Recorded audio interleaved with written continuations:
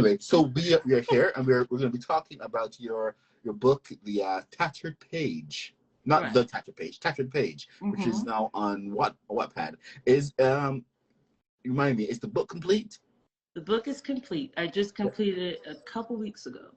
Okay, good, because I remember I was reading it for the first chapters, Right. and you mentioned that it was still ongoing. Right.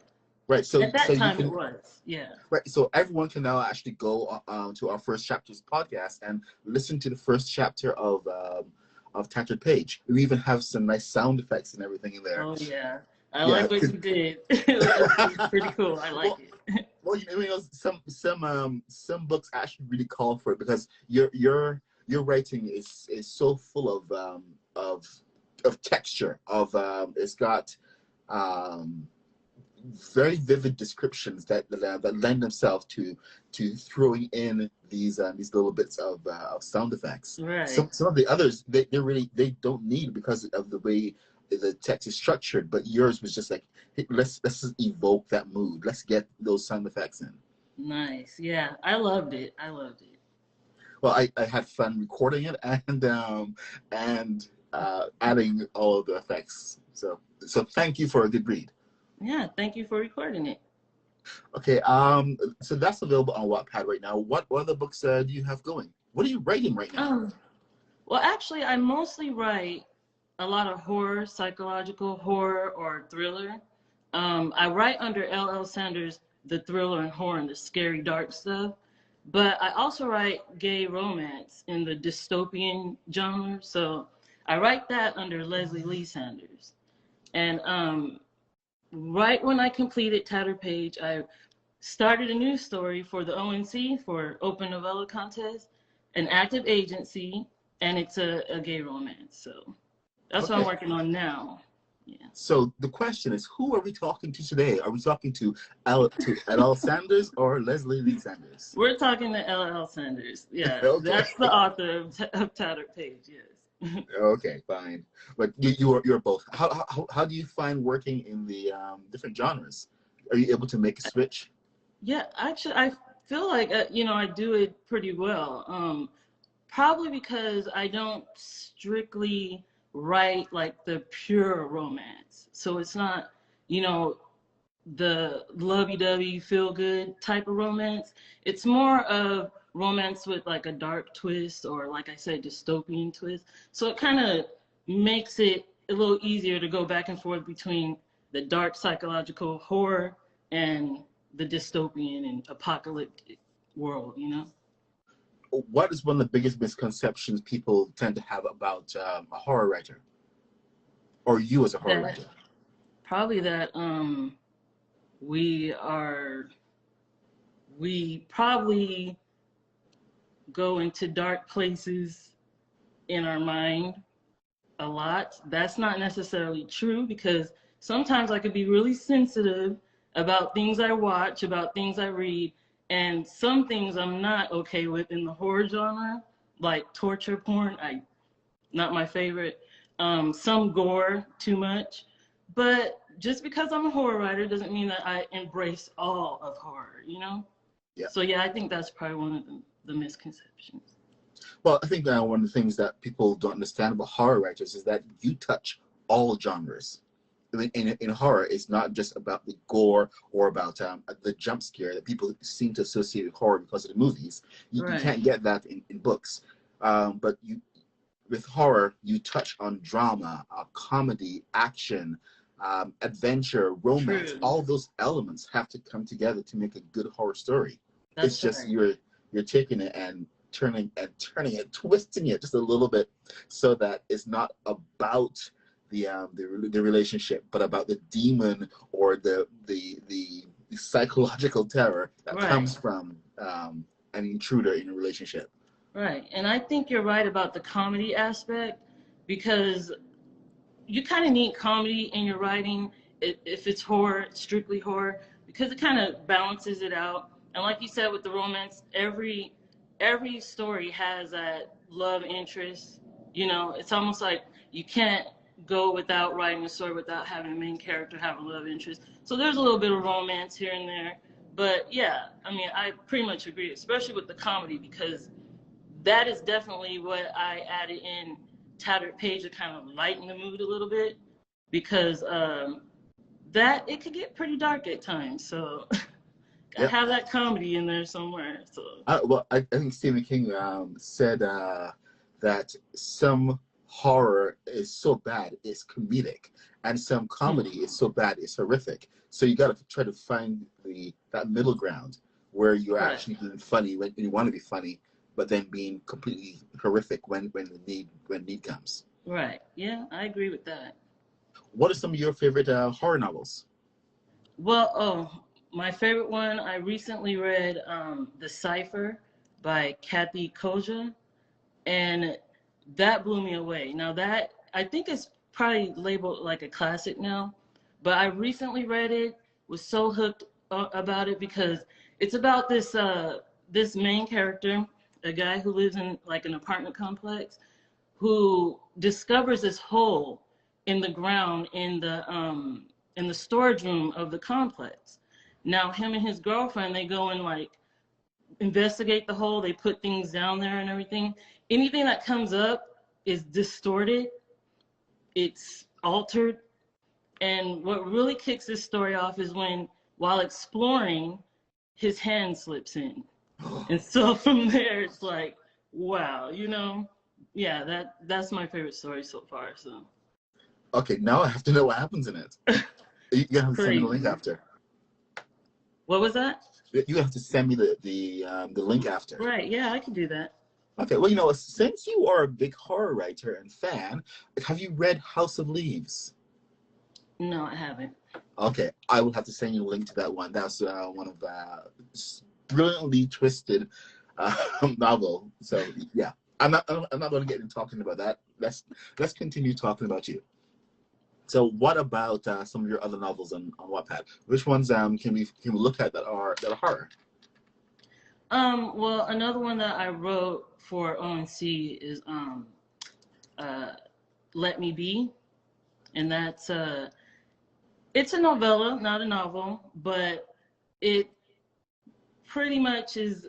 There's a lot about that I don't want to spoil, but it's pretty much about a young girl who wakes up in a hospital and had been going through what they call deep sleep, where it's almost like a punishment for troubled teens, but she loses her memory. So she has to figure out what was the punishment, like what was the act that led to the punishment, what is going on, who is she, like. So yeah, that's one of the more recent ones. Another one that's being featured right now is Behold the Darkness, or Behold the Scalded. Ugh, the Darkness. Behold the Scalded. And it's also a young adult horror like Tattered Page. And this one, it kind of delves into, it's like commentary on the creative process, because it talks about like this main character, her imagination, whatever she imagines becomes real. And she happens to imagine these like dark entities that are massive creatures that kind of overtake everything with their like inky substance. So it all takes place in this scalded area, which is like a 2-mile radius. And, she has to survive through that. But it's also a little subtext on like Black women who are kind of labeled the angry Black woman when they express themselves or speak out. So it's a lot about her trying to hold in her emotions, but what happens when they come out, you know? So Yes, it was a very important topic to touch. yeah. Sure. Okay, well, that actually brings us to a question, like, what's your experience of working horror as a Black woman? Do you find people find that they find themselves surprised when they find out that you were a Black woman? I don't know. That never came up, but I know what it does for me as a Black woman. It kind of allows me to express myself in a way that I feel like I can't in everyday life sometimes. Because the horrors that my characters experience, or yeah, they're psychological most of the time, but they come from something real, something like grief, which is what I touch on in Tattered Page. I think we all kind of could relate to grief and trying to cope with it and work through it. And with Tattered Page, I know we didn't get too much into the synopsis or anything, but Oh, that main we're gonna get into character, it. what was that? Oh, we're gonna get into it. I'm gonna go back and read it. Okay. But yeah, so in that story, the theme is pretty much grief in that story. Because I think what makes me, what I can't say or how I live in life, the things I hold inside, I could say and live through the stories I write. So that's one way I kind of connect with my stories as a Black woman. Okay. Well, let me read the, since we're on the topic, let me just Right. read the actual synopsis. Okay, so the short synopsis: an aspiring teen author realizes she is a character in an unwritten horror novel and must use her storytelling knowledge to survive. 17-year-old romance writer Imogene Page questions the afterlife following the recent death of her brother, leading her and her friends, Zeke Garble, Felicity Wayland, and Atum Tahir, to the remote ayahuasca forest for a private spiritual retreat. Although her search is for the meaning of life and beyond, she discovers an odd story outline in her notebook detailing and predicting the night's unsettling and bizarre happenings. Realizing there are characters in an unwritten horror novel, she must rely on the notebook and her storytelling abilities to not only gain control of her life, but somehow steer the narrative toward a happily ever after. For fans of The Cabin in the Woods, Midsummer, and The Babadook. The Babadook was very yeah, I'm a fan of that one. That was very dark, but I think you pretty much nailed it there. What was that? You nailed it with those comparisons. Yeah, I believe so, especially with the Babadook, because that one is pretty much about grief, you know, about isolation, about loneliness, and those are some of the things that that character Imogene kind of deals with too, you know. Yep. Especially with the loss of her brother. That's something I could relate to personally, because in the last couple of years, I lost my younger sister and my younger brother.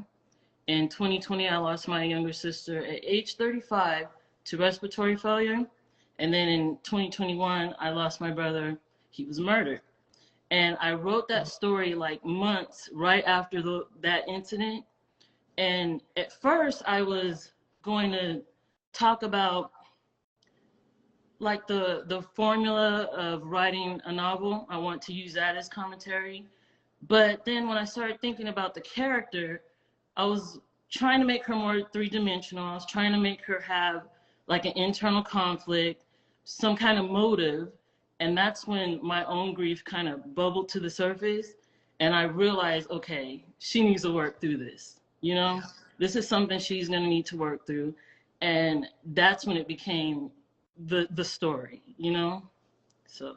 Well, sometimes we have to find something in ourselves that we want to share. It's not necessarily the absolute truth of what it is, but it's the act of writing it and putting it out there.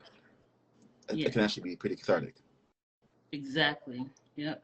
Yeah, my brother died a couple of years ago, so I was on the same page. So I actually put a lot of my energy onto the page as well. I think that's what writers do, you know, like whatever we're experiencing, whatever we're going through at the moment, I think we use writing as like therapy almost, you know. And like I said, I believe a lot of people could relate to the grief because I mean, look at what's happened over the last couple of years, you know, with COVID and everything. There were so many people I'm sure experience a loss one way or another. Yeah. And that's why I think this story is powerful. Now, don't get me wrong, there's some fun moments. Like I said, I added the comedy in there. There's some jokes. There's things like, you know, with The Cabin in the Woods, I kind of poke fun at the genre of horror. You know, so there's that fun and lightheartedness in there, but when things get serious, they get serious, you know? Okay. Did you have a lot of fun writing any parts of the book? Yeah, the comedy. You really enjoyed the comedy aspect. I did, because it's just, you know, I like to get in the other characters' heads and kind of go back and forth, you know, with the banter and that sort of thing. I think that's fun. So I enjoyed that part a lot. Okay, I'm gonna have to throw down a challenge to get you to come and write some comedy with me. Ooh. Oh, that should be the July challenge. The comedy, write some comedy challenge. No jokes. I think I'll get on that. All right. Moving on. Okay, so we have about 15 minutes left. We've talked about Tattered Page. I noticed you have 23 different stories on your profile. Yeah, a lot What? more in draft form. So. Oh my God. How many of these are actually done? I think out of all those, maybe a couple are still, you know, unfinished. Okay, but Most wow. of them are like short stories. Some of them are novellas, and few of them are novels. All right, so what is your favorite short story that you've written? Oh, Nocturnal Sunshine. That one. Yeah, it's like it's a thriller noir Oh, I type. see it. Yeah. I don't know. I don't think that one gets enough love. I kind of wish more people would look at that one, because oh man, I kind of stepped out of my comfort zone on that one, and you know, went down the noir Yeah. path. Hey, But noir is fun. yeah, I noticed. I mean, I've done a lot of research, and you know, I got this character in mind, and then the plot. Like that story I love so much because there's a major twist in there that kind of brings a horror aspects to it. But yeah, kind of stepping out of my comfort zone and doing something different and new that someone wouldn't expect. I enjoyed that, and that's why I like that story so much. Harvey Digstone searches the dark city streets for the elusive Miss Sunshine, hoping to avoid the dead man in his coat closet. Wow. And this is, how long is this short story? It's 11 minutes left, so it's about yeah, 3,500 words. yeah. It's a short read, and I hope it, you know, for those who check it out, that it's satisfying at that 11 minutes, because I love it. That's one story that I would recommend all the time. I love that story. Well, from what I'm seeing, it's full of your vivid descriptions as well. The taste of burnt caramel on my tongue reminds me of sunshine, both the sweet and the bitter. I miss her. Yeah. Ah, okay, I'm gonna have to dig into that one right after this interview. Yeah. Okay, so did you have to do any research for noir, or is this just like the research that we've all done watching noir films as we Yeah. grew up? Yeah, the kind of the general research, but I did, because one of my favorite noir type of movies, I think it would classify as that, is Memento. Are Oh, you? Yeah. So yes. I kind of, yeah, that I love that movie. So I kind of drew from that. Um, and then there's a like Sin City. That's kind of like an obvious one, you know. Yeah. Um, The voice in noir is the one thing that's always carried with me, and right. it's worked its way into a lot of my work, where that first person perspective, that disconnected, rough voice saying, just Right. telling things like they are. It Yeah. was it was cold and dark, and I liked it. Exactly. That's what I did a lot of for like Nocturnal Sunshine. Yeah, I tried to get into that, you know, that character. So You know, it's really important. What's your next favorite? what was that? What's your next? Okay, what's your? I see burying the hatchet, and Hmm. I know that I know I've heard that of that one around. I've seen it somewhere. Is that one of your favorites as well, or? Yeah, it's one that I feel like needs a little more finessing. Like I wrote it pretty quick, and you know, because the readers, the fans, wanted it pretty quick. They kind of helped me with my motivation of getting it out, and so I was on it like like just spitting it out, you know. And when you do that, you kind of sacrifice the quality a little bit. So Oh, of I course think we've all been there. right. So of course it's, I like it. It's one of my favorites because so many other people like it. But I would want to just finesse it a little bit. Hey, well, at Go least you're back not up. diving into like a deep rewrite like I am. Mm, You don't want to go and start a series and then just start rewriting in the middle wow. of everything. Your fans will get frustrated. You've been on Wattpad since 2014. With that though, I have been on Wattpad since 2014, but I had the account since then. When I Oh, started okay. writing on it was in 2016. Oh, But yeah, so I started actually being active and writing and, kind of building an audience in 2016. what made you get more active?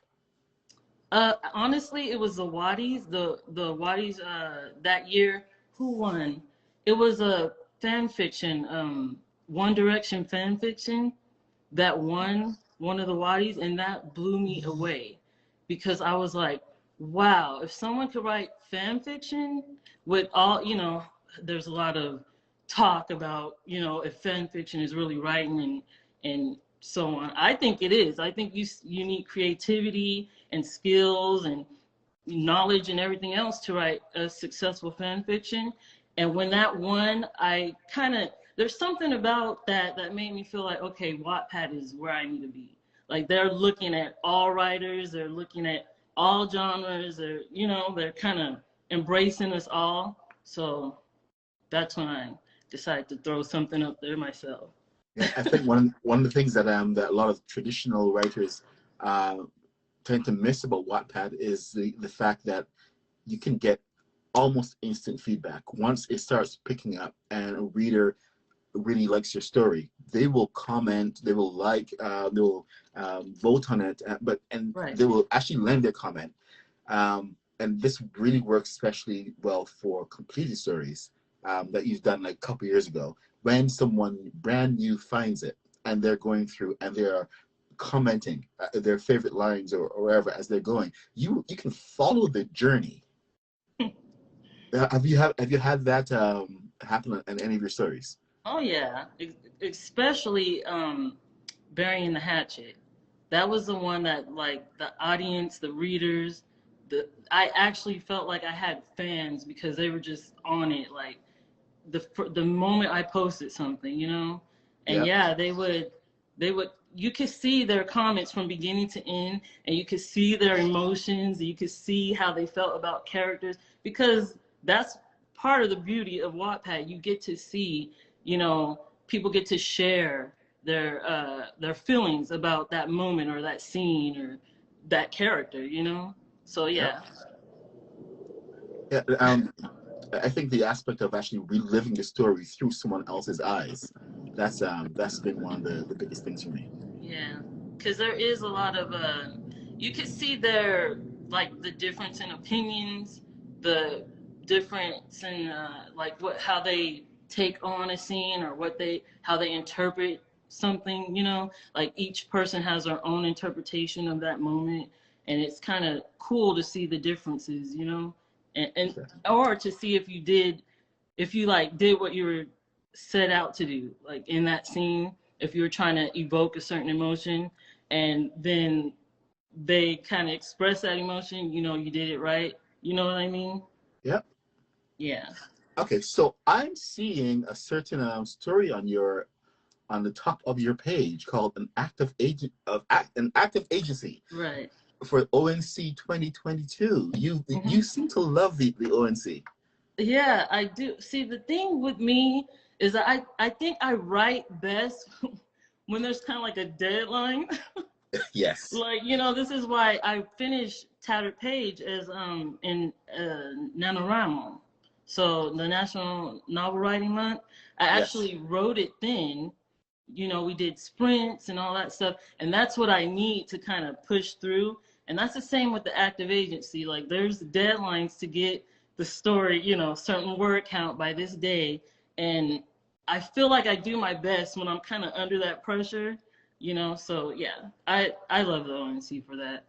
Okay. So the online the ONC stands for online Open open novella. novella contest. Oh, okay, right. And now Yeah, I'm seeing a lot of my other Wattpad friends absolutely diving into it and loving it. right. So Yeah. you're also a big NaNoWriMo. Hmm. Yeah. Well, only recently. So the last 2 years, I actually participated and completed it. So the Okay. whole goal of NaNoWriMo is to finish a novel, 50 words, within 30 days. And I completed Behold the Scalded. I completed that the first, like a couple years ago. And then last year, I completed Tattered Page.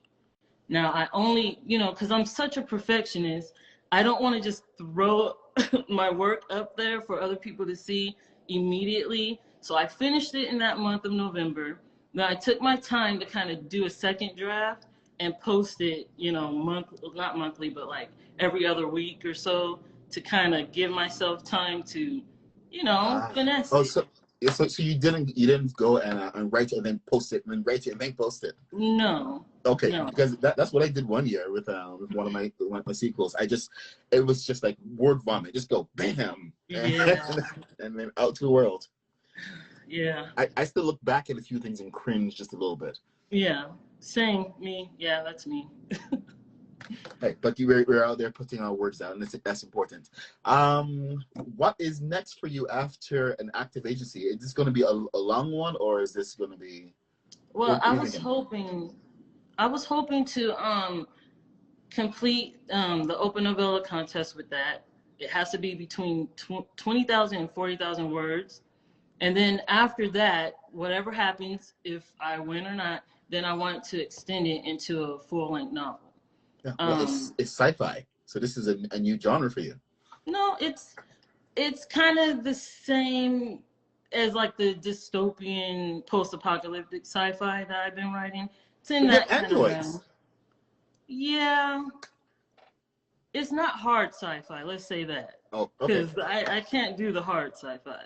Like that, I'll get totally lost with that. But No, you need to have yeah, a physics degree to get through that.